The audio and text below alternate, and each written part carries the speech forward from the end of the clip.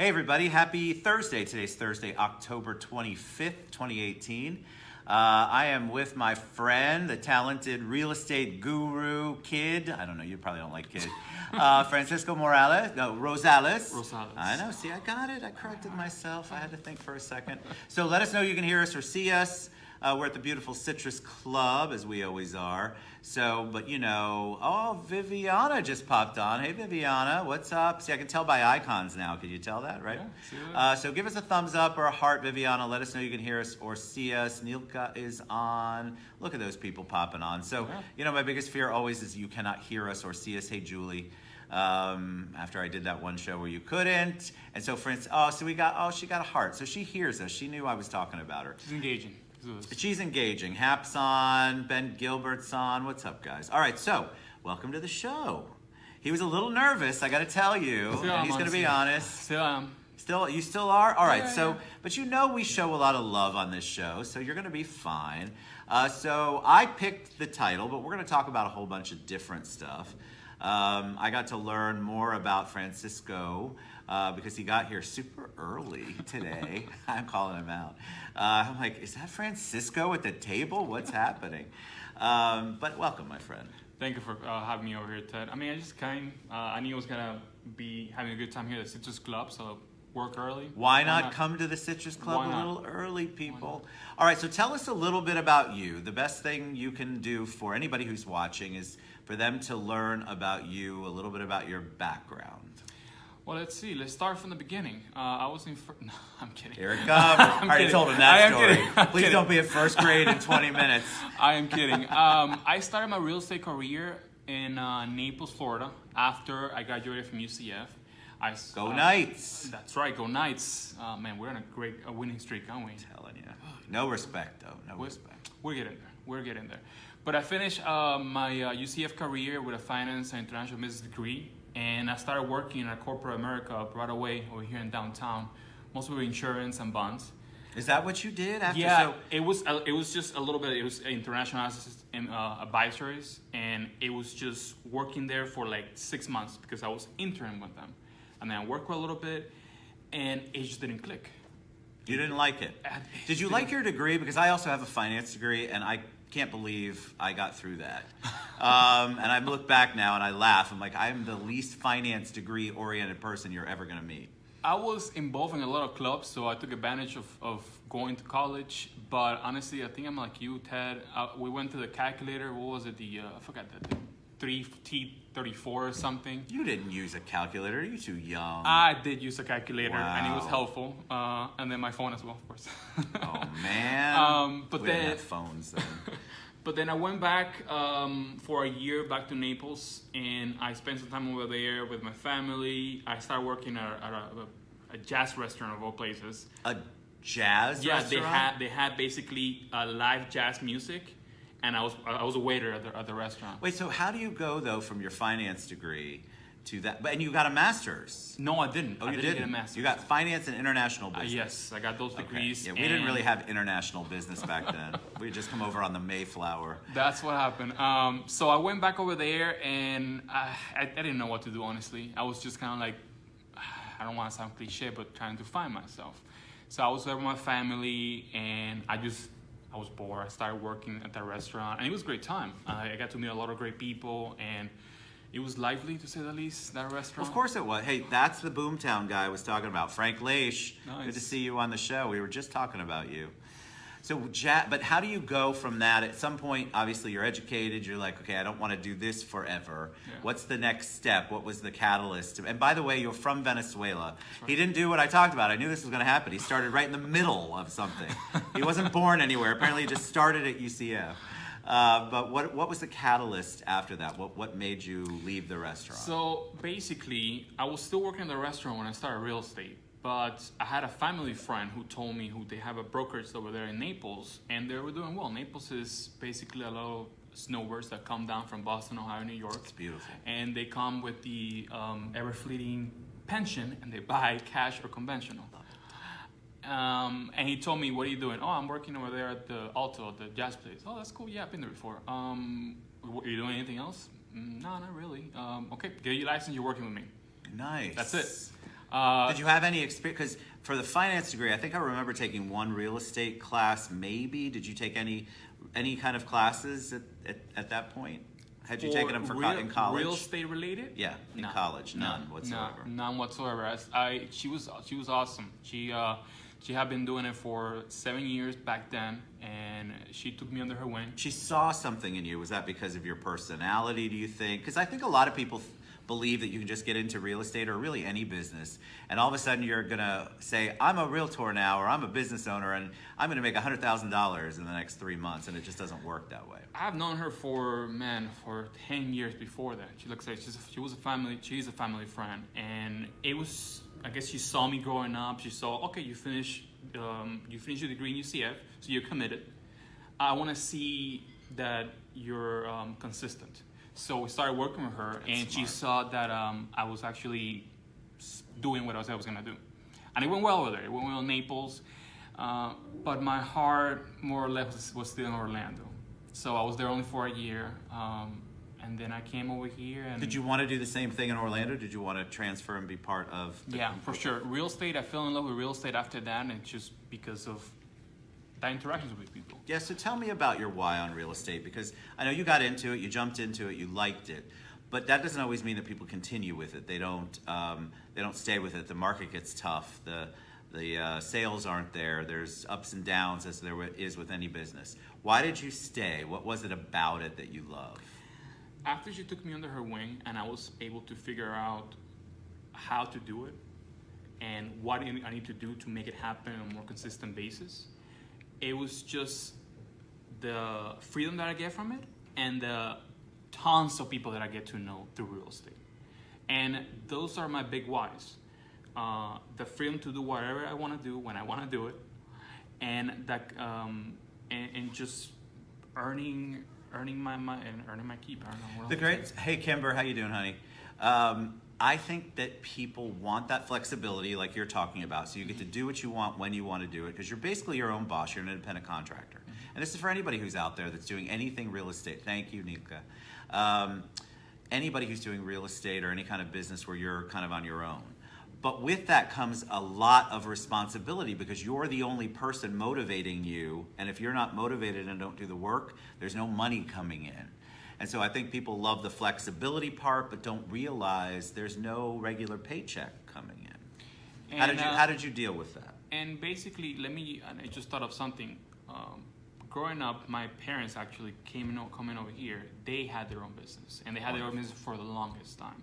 So at the beginning, when I went through college, I wanted to work at a corporation, make my way up there, but it was always at the back of my mind how they were able to do everything they wanted to do, right?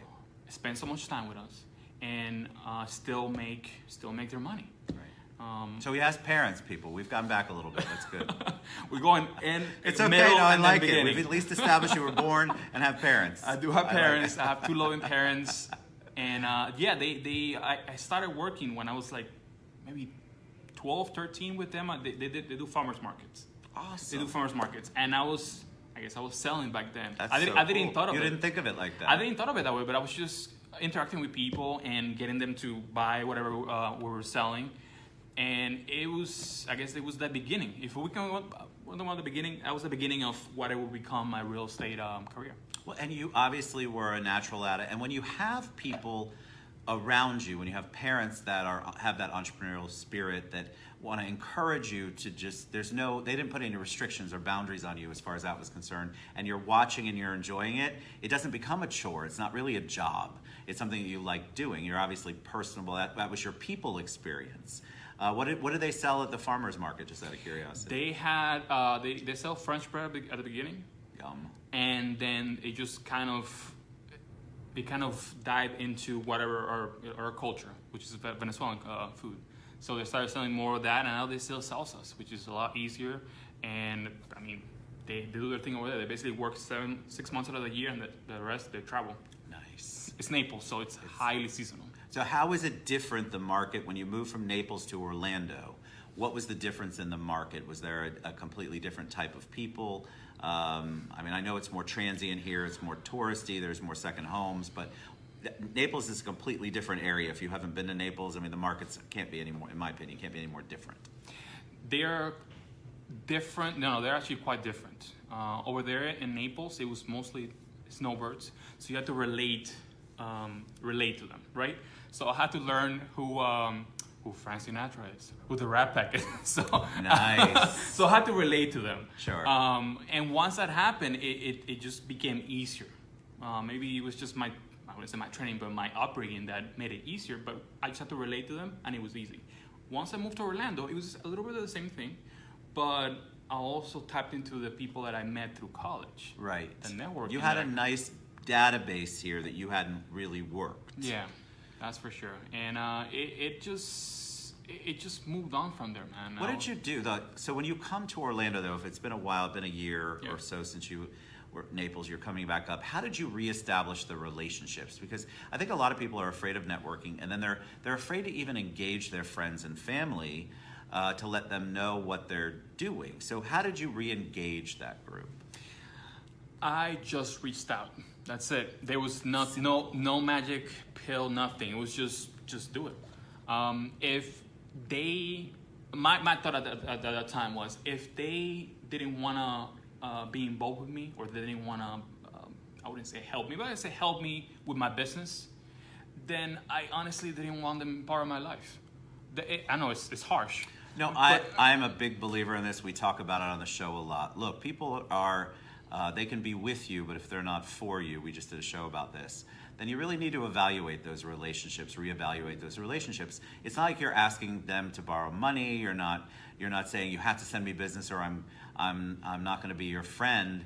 But there are ways that people can help you without sending business. There are referrals they can give you. There are introductions they can give you. Right. There are opportunities that they can give you or put you in front of. And when somebody refuses that's supposedly your friend, I think it's time to reevaluate that. So I agree with you. And it wasn't like I just called them and told them. I mean, I kind of did, but at the beginning, I was trying to reintroduce myself as a realtor, and I didn't came just right off the bat. I just call people, hey, what are you doing, Mike? Let's hang out. It's been a while since I've seen you.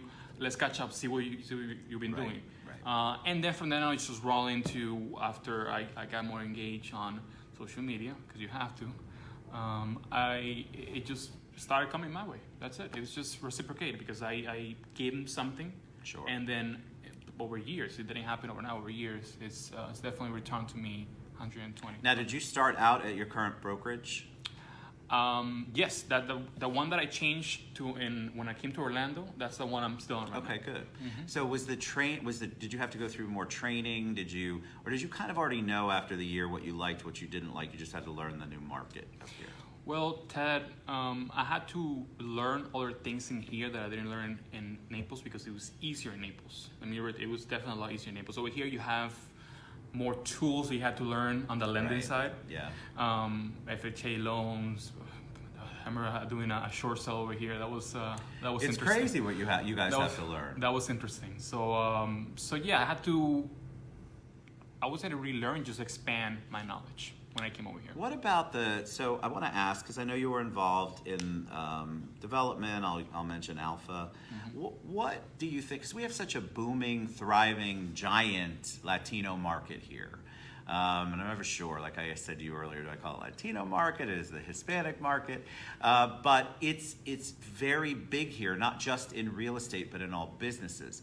Do you have any advice for the people like the gringos like me that want to break in, that I don't speak Spanish, un poquito, like dos cervezas, por favor, baño, tequila, margarita, I'm good at that. Do you have any advice or anything that you can give us some insight on how do you work in that market if you aren't speaking the language? Or don't you? Maybe you don't. I do speak Spanish, and it has helped me for sure in my business. And honestly, like any other culture, I would say break bread. Break bread, because besides the language, how you relate to them, meeting with them and relating to them is like, hey, you've had mofongo, or oh my God, I love mofongo. I mean, and it's Orlando. Over here, you have like Cuban. It is to Miami. We have Puerto Rican, and we have great Puerto Rican restaurants.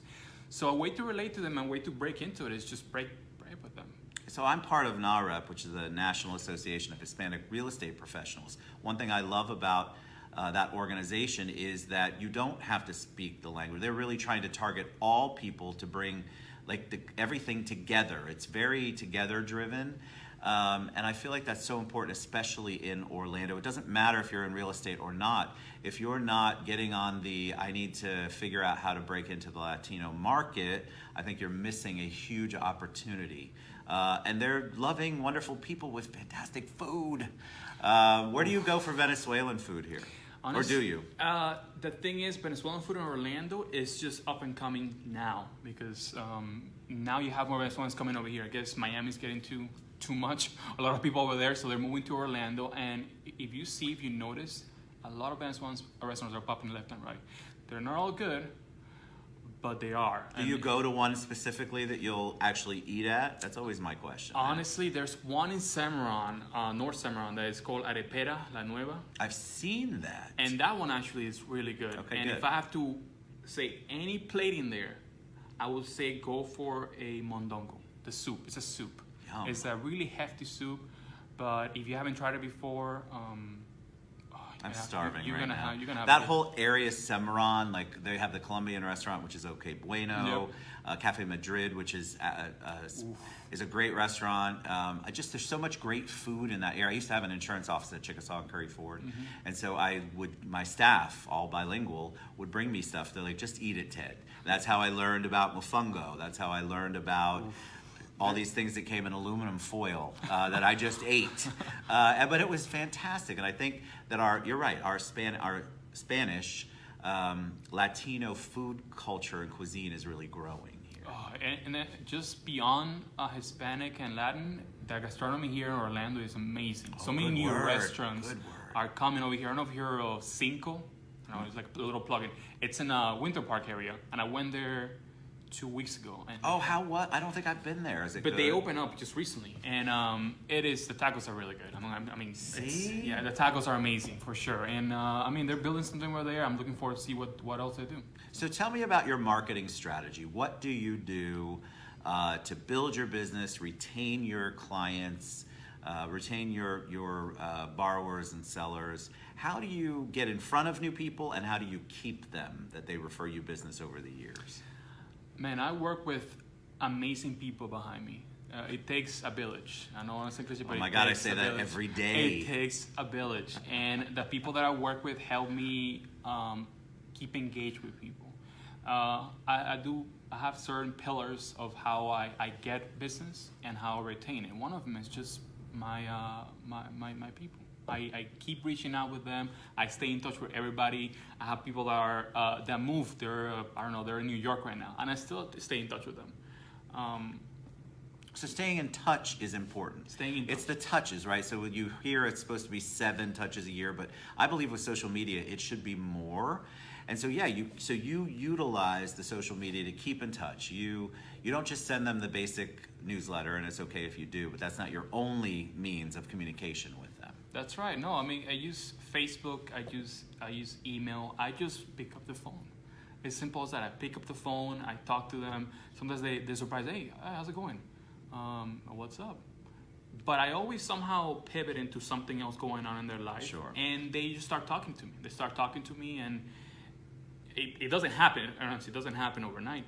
But later on, I've had people where they refer me business 3 years later. But that's just because I keep in touch with them. But you also you bring up a great point. So when you're doing your communications, all of your brokers, newsletters that you can sign up for, and this isn't just for real estate, anything that you're doing where you're communicating, there's a time and a place for those. But if that's the only thing you're using to continue to be in touch with and touch your referral data, your database, then I think you're missing the mark. And I think what Francisco is saying is they're having a real adult conversation. They're talking about pretty much everything else but real estate. And it comes into the equation, but it doesn't have to in order for that relationship to be a positive one and a productive one. And so I want to encourage you all, just don't rely on the one thing that's really easy to hit the button and it goes out once a week or once a month. Really develop the relationships. So how about the market? Talk about that. What are you seeing? in our market right now? I mean, right now we still have, I would say, historically low interest rates. So the market is, the market is hot, honestly. The market is hot. It is moving up.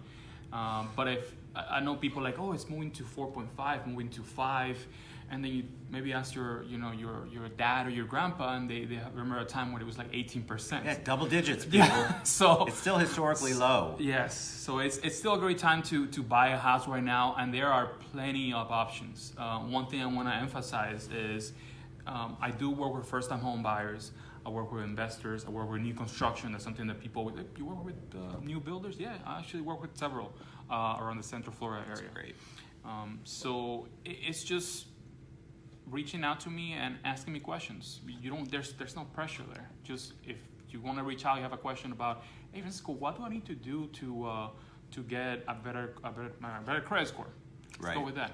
I have someone that can help you improve your credit. Well, that's a good point. So I think if you want to be, this is in any business, isn't it better to be the one point of resource, the person that they call you, and then you refer them out to people? It's better if you get the phone call. So set yourself up as a referral source. So if your people have a question about painting or credit or a bank, you want them to call you. I want them to call me first. Ted, do you know somebody? Do you know somebody in this? You know everybody. You want to establish yourself, I think, in a way that makes you not the expert on everything, but at least you have access to those people. That and beyond just business related. I mean, I do a lot of stuff around Orlando.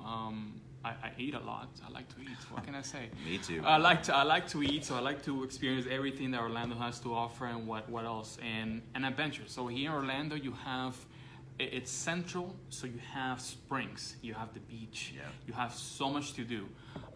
So if you have any questions about that, reach out to me as well. I'd love to do any outdoor stuff. So tell us about your upcoming nuptials. Francisco's engaged, Amanda, right? That's right. Her name is Amanda Torres. I look forward to getting him married with her next November, and it's gonna be a great time. We're doing it back home, and we're inviting. I want to say small group because it's not a small group anymore. It used to be. It never is, my friend, ever. But we narrowed down to a group of people that we want to, family and friends that we want to spend time with, and I am looking forward to it. I'm looking forward to her. And once again, her name is Amanda Torres. Little plug in there. So Amanda. And I've been with her for 9 years now. And That's amazing. Yes, I've been with her for a while. So I know every time I said that, people were like, wait, did you say 9 years? And they just like, about time. it just automatically goes to that one. She's a patient woman, my friend. She's a patient woman. Where did you guys meet? We met back in Naples, and it was, the story is funny. We met in chemistry class. Yeah, I know. We met back in high school. In high school? In high school. I love it. In high school, awesome. Right? And we started dating right after I graduated. So I graduated, I started my thought, and she's going to be like, oh my God, I can't believe you said this. But my favorite stories. My thought was, I spent a lot of time with her during high school. It was just a friendship. It started as a friendship. And then later on, I graduated, and my thought was that if I don't ask her out, most likely I'm never going to see her again. So you took the leap. And I want to spend more time with her. I want to. And it was a summer. And we have a song. I'm gonna say the official song for us is "Better Together" by Jack Johnson. That's our official song. There is another song that is our song, but I'll keep that to myself and her. There you go. All right, so we're gonna share all of Francisco's. That's a great name, Francisco. All of Francisco's contact information, how you can reach out to him if you have questions. That's the great thing about these Realtor Showcase shows and any of the shows, is all of these guests, all of my friends come on and they are open to you asking questions, reaching out to them. Even if you're in the same industry, we bring on people that are open to that. The collaborative spirit is really what the show's all about. So reach out to Francisco and he'll share all of his contact information after the show. All right, any parting words of wisdom for them? Anything you want to share with them? I do want to give a shout out to my friend Romeo Ramayan and his book, Love Struggles. I'm gonna put it in the we're gonna put it in the description as well. I mean, he's a great guy who's who's an author now, and if you guys get the chance to read the book, it's an amazing book of self-discovery. So yeah. And any parting words besides that? Just let's see. I don't want to get sued by Nike, but just do it. If you have something that you need to do it. Take the leap. Take the leap. What did you mention earlier about your friend? It was a pay it forward. So you guys had a relationship, a friendship. Obviously, something was done nice for you. I'm imagining that's what you meant by pay it forward. No, what I meant back then was basically what these shows are. That you're basically paying it forward, showcasing realtors, attorneys, and I want to pay it forward. And that was my friend Romeo and his book, Love Struggles. So once again, that was my. He's been a great friend to mine. So if you have the chance, please read the book. So yeah. All right. So you've been a joy. All right. So reach out to him. Thank you so much for being on the show, buddy. Thanks so much. Next time I'll tell you to come at I don't know what time, so you get here on time instead of so early. Felt so bad for him sitting out there all by himself. This is awesome, and we're gonna do it again. See, you feel better? It's not that hard, is it? No, it wasn't. Really, you hit the camera. People don't believe me, and we have a lot of guests that have been on the show that are watching.